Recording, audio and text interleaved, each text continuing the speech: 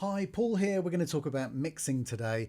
I've had quite a few requests to talk about how I mix things, and this is quite a useful track. It's called Cloudburst. It's the latest track that I've released from my album, which you can find on streaming platforms, and it's got a combination of kind of live stuff and sample stuff in there as well. So it's quite a useful example. If you find this kind of stuff interesting, leave me a comment below and I'll do some more tracks from the record in this kind of style. So let's dive into the session and see what we've got.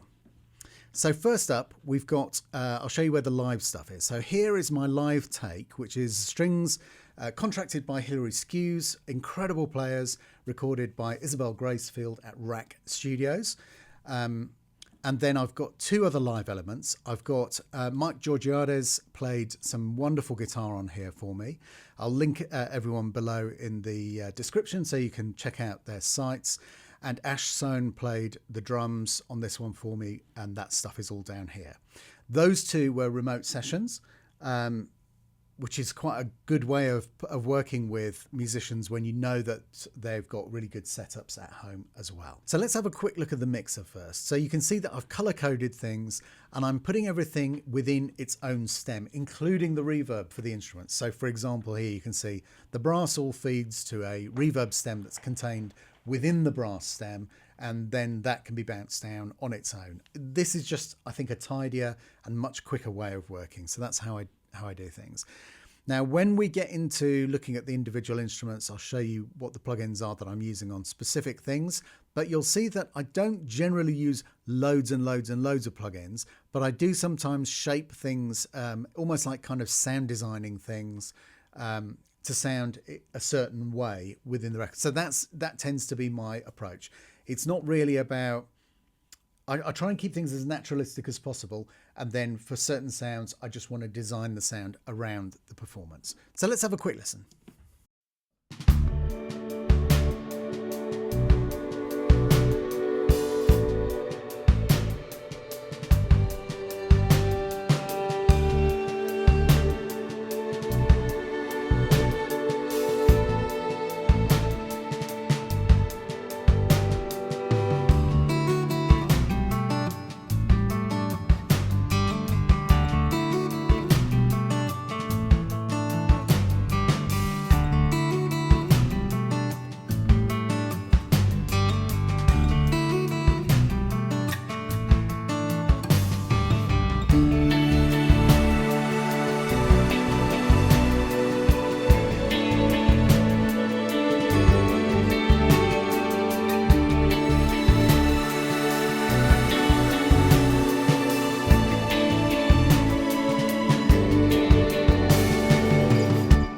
Let's have a look and see what we've got going on first of all. So we look at the guitar first. So I'm going to show you everything that I've got going on here. So I've got a little bit of a shaping EQ. Let me turn everything off first up and just have a listen to the guitar without any treatments at all.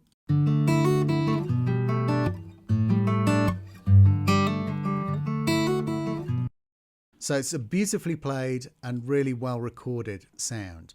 What have I done to the EQ?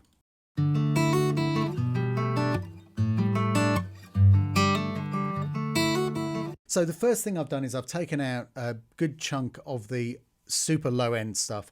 So really from about like 80 downwards, you can see I've kind of high passed it. And that is mainly so that I've got a bit more space in the bottom end for the bass and for the lower end of the drums. And also the strings that I'm using are occupying a fairly wide range of the frequency spectrum. So the bit that I love and the bit that I really want to focus on is this area here. It's kind of 1 to 2K upwards, a little bit of bump, a little bit of air up there, and just lifting out the crispness of the guitar and the finger noises, which are it's all that kind of beautiful stuff here. Listen. I want to hear all that stuff. I want to hear all that stuff going on because I'm going to use it I'll show you exactly how I'm going to use it.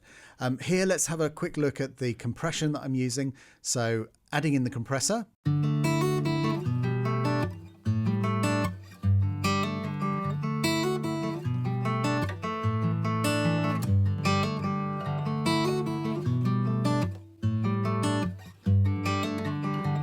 So there's two things I'm doing here. I'm using the compressor to pull out the finger noise even more. So I'm getting a little bit more of those lovely in-between note sounds, and also just controlling the lowest note of each kind of pattern. It's not, you know, you could leave it, but I just wanted to restrict the dynamic range of it slightly so I could make it a little bit louder in the mix without overpowering on the low notes. And again, this is leading into what I'm about to do with it, which is I'm going to put a load of bouncy stuff on. So first up, the Echo Boy. Have a listen to this.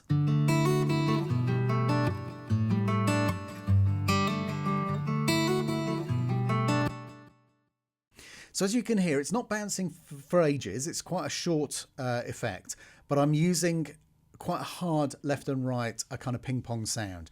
I've taken the clean ping pong as the kind of basis for this. It's a great preset. It's one of my favorite presets in Echo Boy. And it gives you a lovely wide sound and a lovely kind of feeling of space. And then finally on this bus with the cinematic rooms, I am just sending, it's just the Amethyst Hall, probably just as it loads up. I might have tweaked the reverb time, but I can't remember. Probably not. And I'm just adding in a little bit of reverb. So check it out.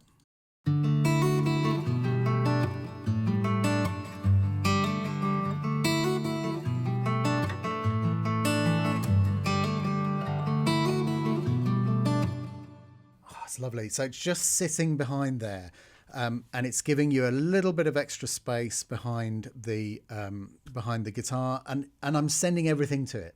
So I'm sending it obviously EQ'd and compressed, but also I'm sending all of my delays from the Echo Boy into it as well. So just to add a little bit of ambience behind everything. So Cinematic Room's a great reverb and was my favourite reverb until we made the S Studios reverb.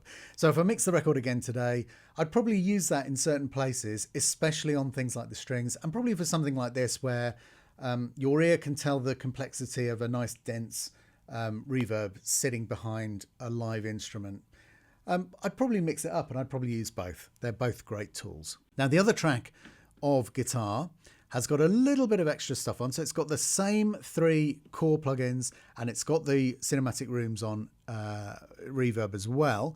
But let me just play it to you.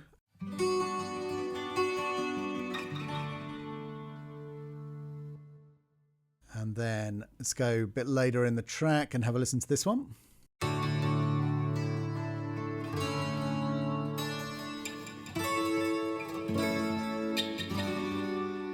So this is the wonderful thing about working with live players. They come up with stuff that you hadn't thought of. So here, for example, in the gaps where I'd asked Mike obviously to replace my sample guitar part, and then in the gaps where he wasn't playing anything, he thought, oh, I'll just stick some stuff down and it might be useful, it might not. And I was like, when I heard it, I was like, oh my God, that's great. So I separated it off into a separate track, and it obviously didn't fit on the main guitar track, but it was perfect as a background part when the guitar is not the focus. So how have I treated this so that it becomes less of a focus sound and more of a kind of background band sound? Well, I've put on here 2 extra plugins. So I've got the same plugins as before, but also these 2 extra ones. So I'm just going to show you, I'm going to switch these on as I'm playing so you can hear the effect they have.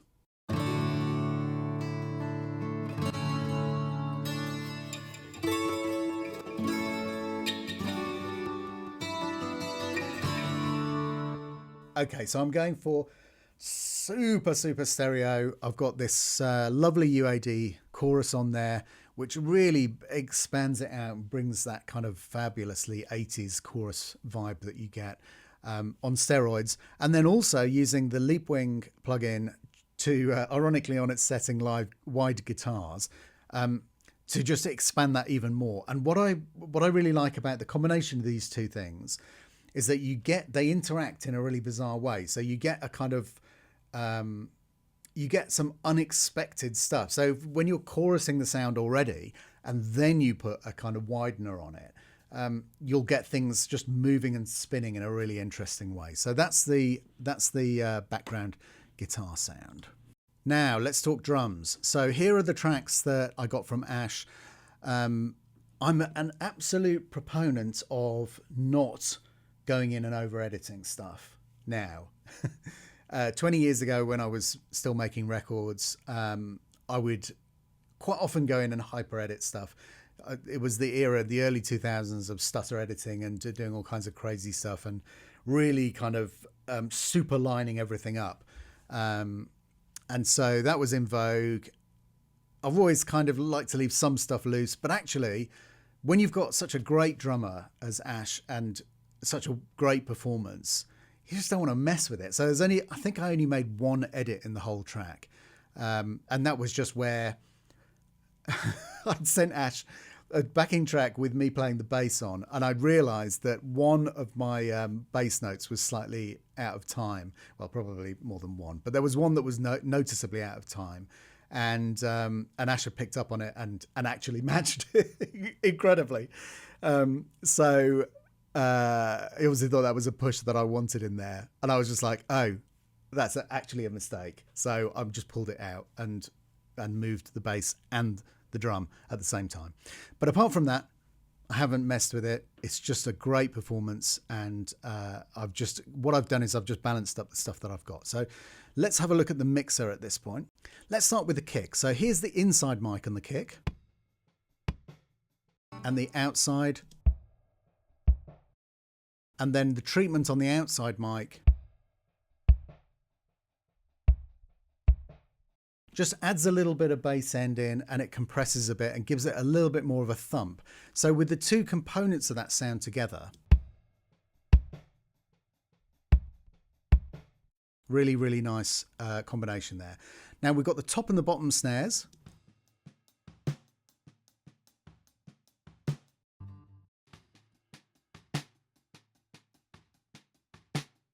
So they require two different treatments as well. And the bottom snare mic obviously captures more of the snare sound. So if you want that crisp, crunchy sound in, then you balance it slightly more towards that in terms of your overall mix. Same way as I have with the kick, I want more of the thud, not quite so much of the pointed inside mic, a bit more of the outside thud. Because I'm not looking for a kind of, this is not supposed to be an aggressive drum performance. This is supposed to be, it's supposed to be kind of warm, beautiful, ambient. We're looking at this in kind of rounder terms. We're not trying to make something that's kind of pounding heavily. So let's look at the top snare again, and I'll put in the Eddie Kramer on this. So as you can hear, I've taken a certain amount of the attack out of it, but I've really kind of brightened it up, taken a bit of the low end out. And then if we look at the bottom mic on the snare, so that's the one with where you get that crunchy sound.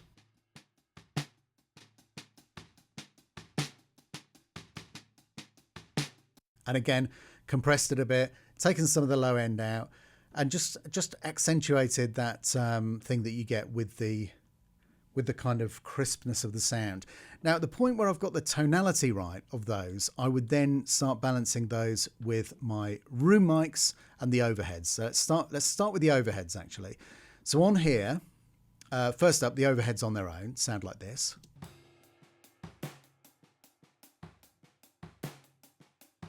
And I'm using an overhead setting on this fantastic CLA plugin, and it sounds like this.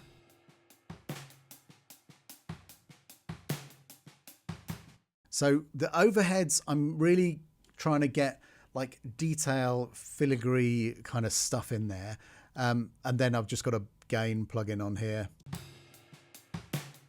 And you'll see that I'm swapping the left and right channels. Now, the reason for that is that just very straightforward. I wanted to have the lowest floor tom on the right-hand side and the overheads are the other way around. So no, it's whether you want audience perspective or drummer perspective on your recordings, and that might change from one track to the next. So, but just for this particular track, this is the way around that I wanted it. So super easy, super useful way of just flipping that. Now, if we add those into the kick and snare channels, it sounds like this.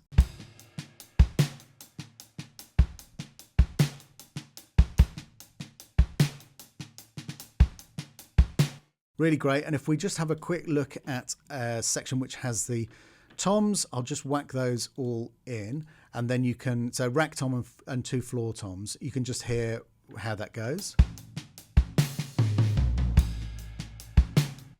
So I've kind of panned them in a drummer perspective. So your lowest floor tom is on the right hand side. You know, there's lots of different ways of balancing this out. It's just down to preference. But what you'll also notice, if I go back to a normal section where Ash isn't playing a fill,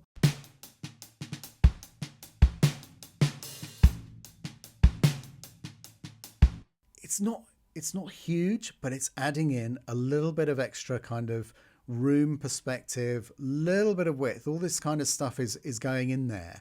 And I'll tend not to gate the drum tracks unless there's some really bad problem that is causing a problem for me. I like to feel like it's a holistic thing, like I've got a little bit of the bleed coming in from everything. If we listen to the hats, actually adding those in as well.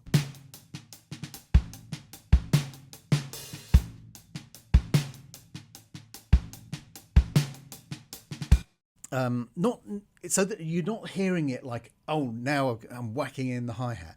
It's more like it's just painting a picture and I'm filling in this bit over here that is where the hi-hat is.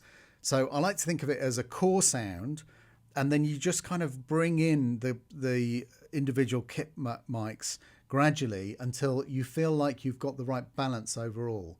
I think about it more as a kind of holistic thing. It's a collection of mics rather than going, right, all my sound's coming from this. And, you know, and I don't know, I'm trying to get a more cohesive overall sound. Putting the room mic in makes a lovely difference as well. Check this out.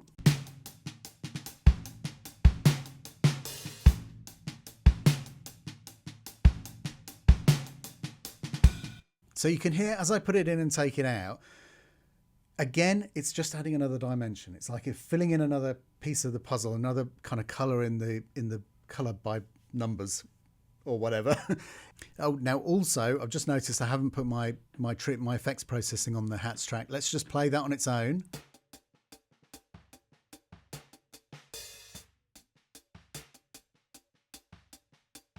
So again, you can hear I'm not doing anything drastic to it, but I am changing the tonality of it a bit. I'm getting it so that it's just more focused in on the extra bit of that hat that I want to hear.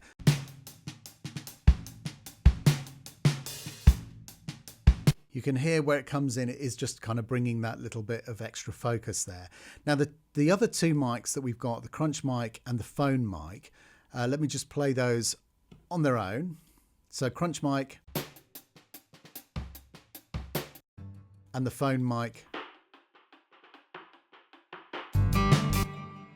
So two fabulous extra colors to paint with, but I'm not going to use loads of it because, you know, on this occasion, because of the kind of gentle groove that I'm going for, it's not really a massive component sound, but it is a useful extra part of the drum sound. So check it out. I'll add them in one by one.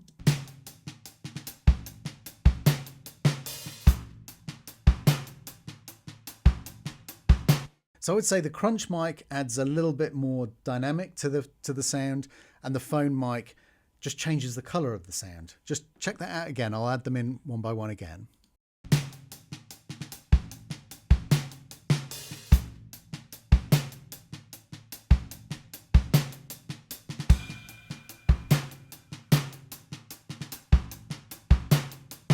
Yeah, okay, you get the idea. So that's our complement of sounds. Now there are a couple of things that I've added just for the reverb. You'll see that my stem here has a cinematic rooms on it, and again it's like what have we got here? Yeah, it's just a standard kind of 2-second hall reverb.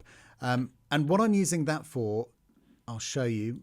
Let's get the snare on its own and I'll add the reverb to it.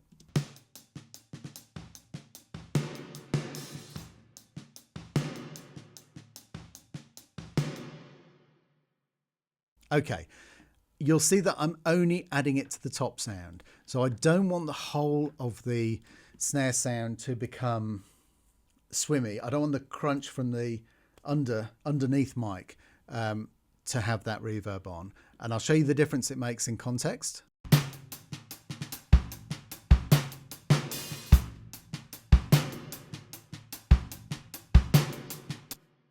So it's got a really great isolated effect just on that top snare skin sound, it just gives you that lovely kind of length. And what that's giving me for everything else is it's in the context of the whole mix. It probably sounds like a little bit too much on its own, but just hear it in the context of the mix. Again, I'll switch it off and then I'll switch it on halfway through.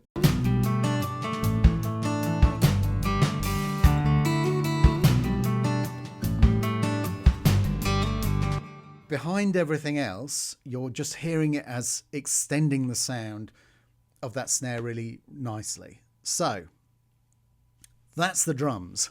Now, is there anything? So obviously I had my own kind of terrible drum programming in here. And the only thing that I've left in there is this little tight tambourine, which is something that I recorded in my own studio a long, long time ago. And that sounds like this.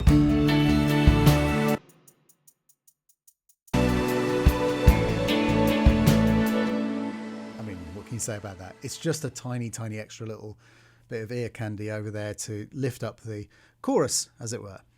There is one other live part which I've not mentioned so far, which is the bass.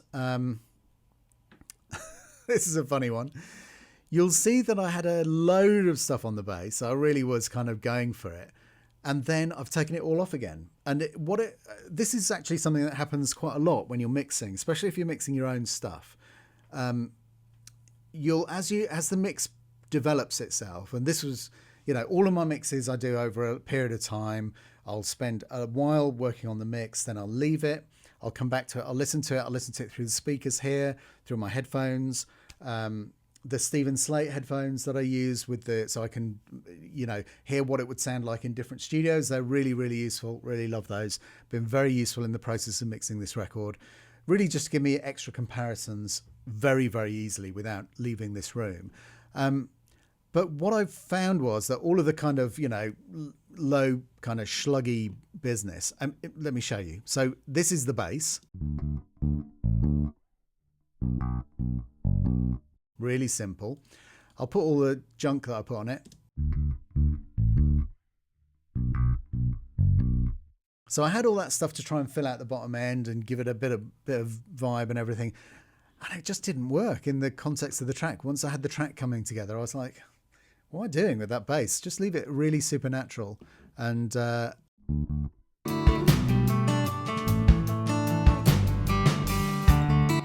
it went with my theory of just... I wanted the sound of this to be like a warm hug. I wanted it to just feel beautiful. And there are moments where... Let's just zip forward a bit.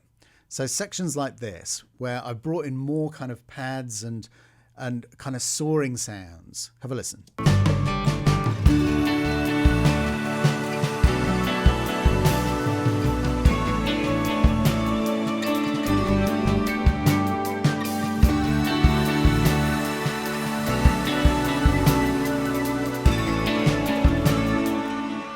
Here's an interesting one. Okay, right, let's take the simple one. So what I wanted it to do was, I wanted when the chorus opens up and progressively as you go further into the song, as you hit the chorus, I wanted it to feel like, how do you explain it? I wanted it to feel like a rush of kind of beautiful, stuff, whether it's the sun breaking through the rain or whether it's, it's just that kind of feeling of like when your hairs on your skin stand on end and you get that kind of rush of feel good emotion. That's what I wanted to try and get across in the music. So here is some stuff that I've got going on here. So the cymbalom, let's turn everything off, all of my crazy effects. Oh, not the actual sample itself. It's just the original cymbalom here. And it sounds like this. Okay, so that's a lovely sound. It's a straightforward cymbalom sound. But what I've got going on here is I've got the EOS 2. Really love this when you want just a super smooth, really, really long, beautiful reverb. This EOS 2 from Audio Damage, really great. Sounds like this.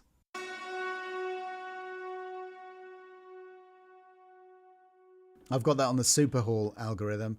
I've put in a real kind of carve out and brightening up of the sound.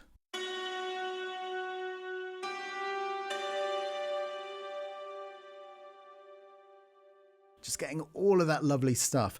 And then if we pop all of my crazy effects on here, I'll play a couple of notes and then I'll go into the mixer panel so you can see while they're ringing out.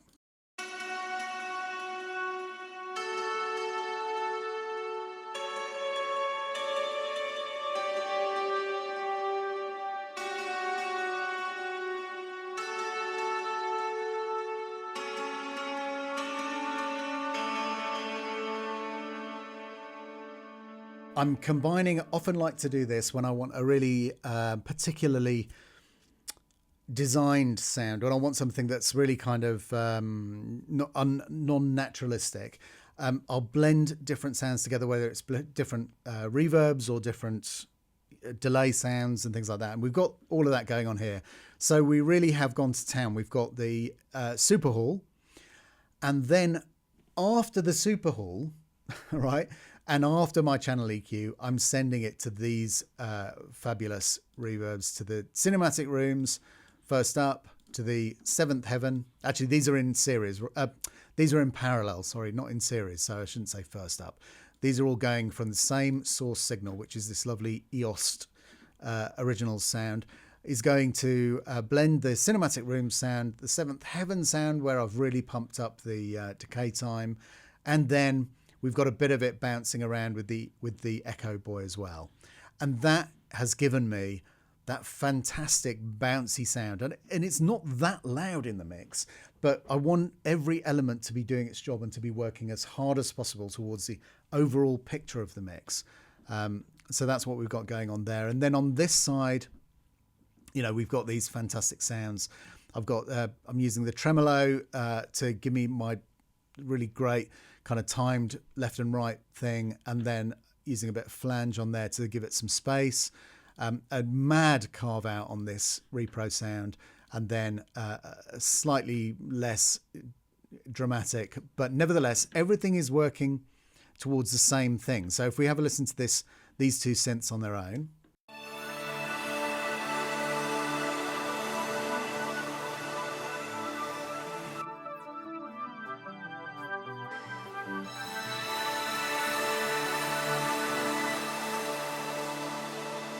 Okay, so you get the idea. Again, I'm using some really lovely core sounds, but I'm putting them all into this mindset of expansive, blooming, light, bright, airy, sunshine kind of vibe. I love this sound from ambient guitars. This is the Linesman.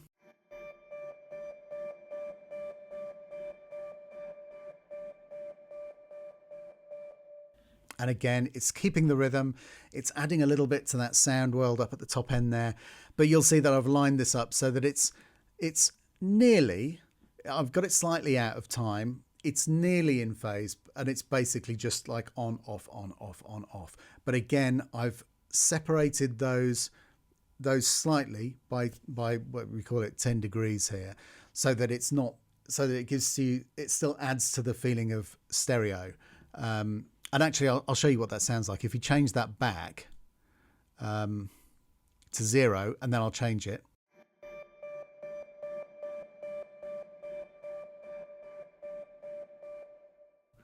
Did you hear that?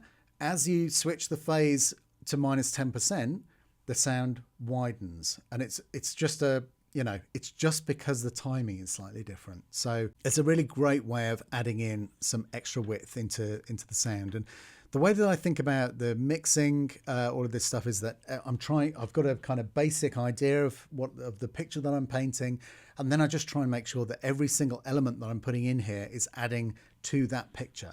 Now, at the end, I'm adding in something slightly heavier, and this is coming from the same library. It's the Ambient Guitars library. I'm using the DI signal here, and then I'm putting it through the Helix Native. And I've used a Steve Vai preset because, you know, why not?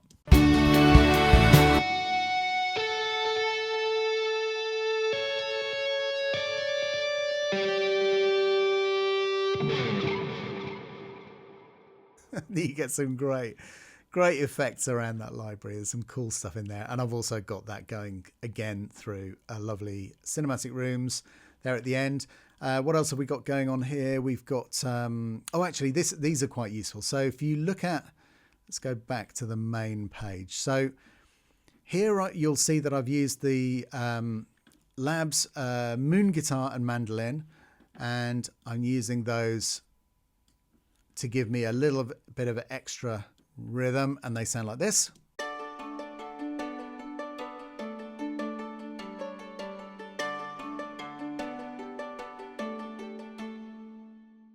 Fairly hard panned with a bit of reverb, and I've just carved out the bottom of the mandolin just to kind of match up the sound a little bit better. But they're just doing interlocking patterns that give, again, a little bit of width and a little bit of that extra kind of sound. What have we got here?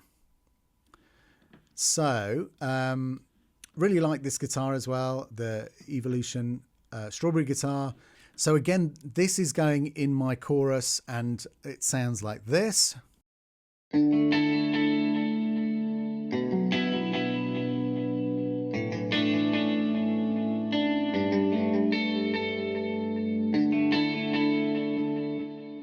So I'm using the onboard effects. I've got some cool stuff going on in there, and it's just super simple. It's just simple chordal part. I've EQ'd it quite hard, and I'm compressing it quite hard just to keep it in there. So it's a part, but it's not like, it's not blowing your head off. So if you check it out in context.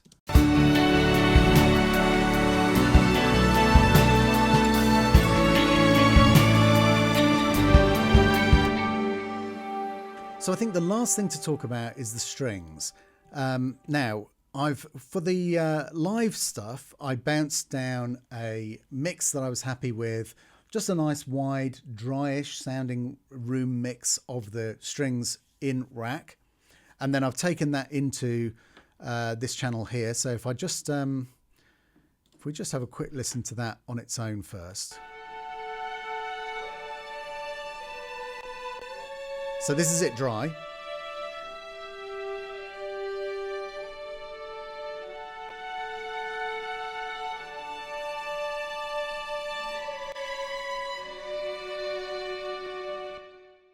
Okay, and if we go, let's see where there's more stuff happening. Here we go.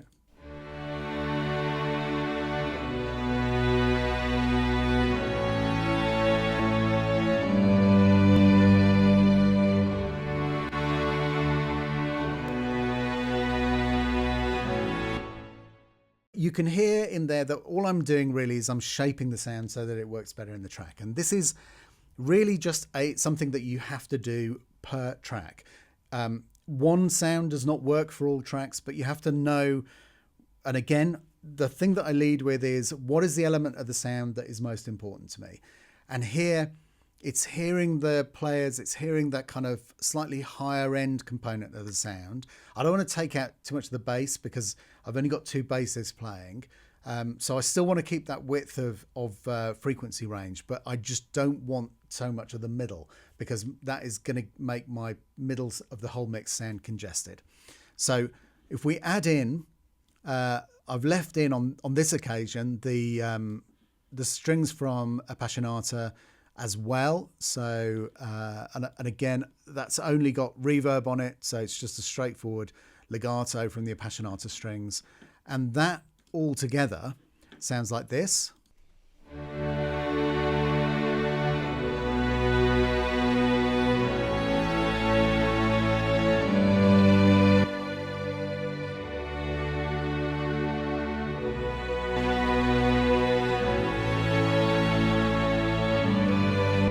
So you can hear that the core of my sound is my live strings. That's what I'm really leaning in heavily on. But the Appassionata stuff is giving me, just filling out the numbers for me and giving me that slightly fuller sound that is, if I had the budget, I probably would have had more players on this track. This would have been a slightly more large chamber or small symphonic sounding string section, just to get that kind of lush feel. So this is working perfectly for me. It's mixing those Appassionatas in. because I don't want a full symphonic section. I don't want to add a symphonic section. These are the right sound to get me to that, just maybe doubling up the number of strings that I've got here. So that's the strings. So finally, let's look at the stereo out. So I'm going to bring up everything that I've got here. Here we go. Now you can see that I'm using a little bit of processing on here, and what I switched off to bounce this track out for Cicely to master. Cicely was quite insistent. She said, keep everything on that's giving you the character of the sound that you want, but then just take anything off that's simply bringing the level up or compressing just to, you know, the final thing. And then if we had any issues with the sound, then obviously Cicely could come back to me and say, right, there's something going on here, although we didn't actually have to do that. But there might have been something where she might have said, okay, you need to back this off. But we started from the position where the sound was as close as I could get it to the sound that I wanted. And then the kind of final beautiful, bow on the package was this final mastering stage. So let's turn all of this off. I'll play and I'll add it bit by bit, and you'll see what's going on for each thing.